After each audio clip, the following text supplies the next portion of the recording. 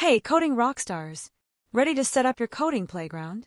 Let's install IntelliJ IDEA Community Edition, completely free and perfect for beginners.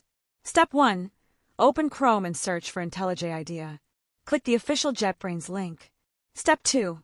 Hit the download button. Want more options? Click on other versions to see them all. We'll pick the Community Edition because it's free. Step 3. Choose the latest version and click the Windows X16 download link. Step 4. Once it's downloaded, head over to your download folder and double-click the .exe file to start the installation. Step 5. Click Next.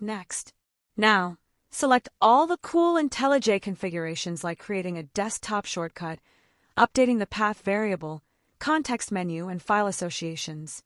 Customize if you want, but I'm going all in. Step 6. Click Next and then Install. Hang tight while the magic happens. Final step.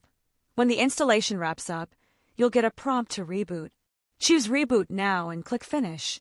After your system restarts, you'll see the IntelliJ icon shining on your desktop. And that's it! Your coding adventure starts now. Follow along for more fun tech tips. Happy coding!